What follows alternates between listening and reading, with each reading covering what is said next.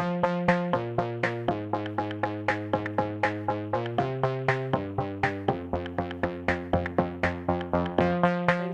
Hope you love.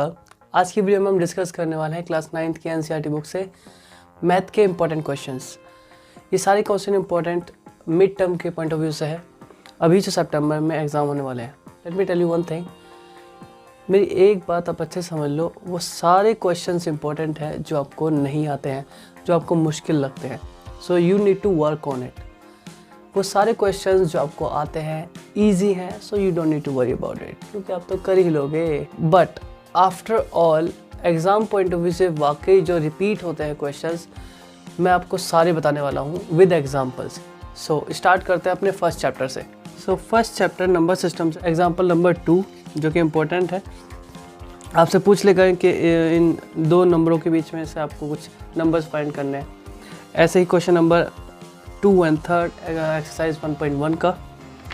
उसके बाद example number 3, आपको कोई भी रूट आपको नंबर लाइन पे शो करने के लिए बोल देगा, रूट 2, रूट 3, रूट 5, रूट 7 या रूट 13। सो आपको उसको नंबर लाइन पे शो करना पड़ेगा। जैसे हमने देखा कि एक्सरसाइज 1.2 में क्वेश्चन नंबर 3 रूट 5 को नंबर लाइन पे शो करने को बोल रहा है। उसके बाद एग्जांपल नंबर 7, एग्जांपल नंबर 8 बहुत इंपॉर्टेंट है, जिसमें हमें P/Q की फॉर्म में लिखना होता है। ये बार वाले क्वेश्चंस भी कहलाते हैं, आपको इस पे ज़रूर काम करना है। सिमिलर एग्जांपल है example number 9 and after that 1.3 का क्वेश्चन नंबर 3, 4 एंड 8 क्वेश्चन को आप अगर ध्यान से देखोगे, इसमें आपको इरेशनल नंबर निकालने हैं किन्हीं दो नंबर के बीच में। तो रैशनल नंबर तो हम आसानी से निकाल लेते हैं, आपको इरेशनल नंबर निकालना भी आना चाहिए। आपको इनमें कुछ नहीं करना होता है, डिवाइड करके इनके बीच के नंबर्स निकालने होते हैं। उसके बाद एग्जांपल नंबर 19 एंड देन 1.4 का क्वेश्चन नंबर 4, 5 ये इंपॉर्टेंट है। क्वेश्चन नंबर 5 को देखोगे तो इसमें रैशनलाइज करना पड़ता है। सो ये क्वेश्चंस ज़रूर आते हैं। सो एक्सरसाइज 1.5 के देखें तो सभी क्वेश्चन इंपॉर्टेंट है, 1 मार्क्स में आते हैं। सेकंड चैप्टर की बात नहीं कर रहे हैं बिकॉज मिड टर्म एग्जाम्स के पॉइंट ऑफ व्यू से हम इंपॉर्टेंट क्वेश्चन देख रहे हैं। सो चैप्टर नंबर 3 की बात करें जो कि कोऑर्डिनेट ज्योमेट्री है, बहुत ही आसान चैप्टर है, आपको पूरा ही निपटा देना है, इसमें कुछ छांटने वाला है नहीं। सो आपको कहीं से भी कुछ भी पूछ लेगा। So you must know about all the things about this chapter. So now chapter 4 की बात करें, linear equation in 2 variables.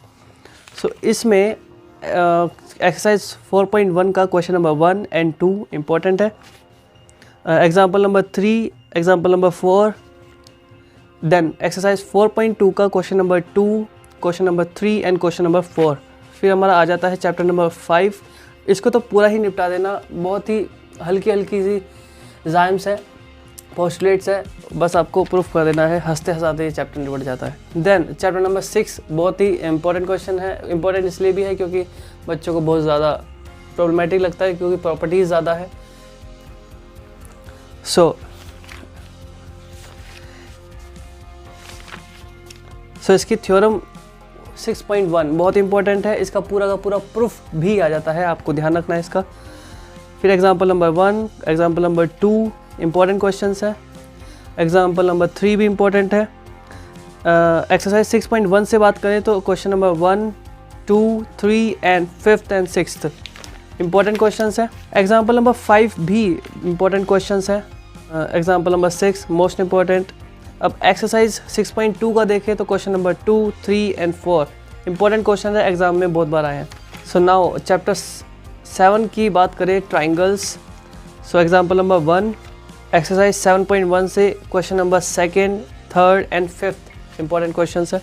And then question number 6, question number 7, question number 8 important questions में से है। थ्योरम 7.2 इंपॉर्टेंट है, प्रूफ करने के लिए आ जाती है।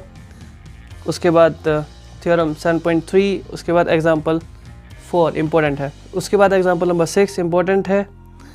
एक्सरसाइज 7.2 से question number 1 and question number 3, 4, 5, 6, 7 लगभग मोस्ट ऑफ द क्वेश्चन इसके इंपॉर्टेंट है, एग्जाम में आते हैं, रिपीट करते हैं। एक्सरसाइज 7.3 की बात करें तो क्वेश्चन नंबर 2, 3, 4, 5 ये इंपॉर्टेंट है इस चैप्टर के।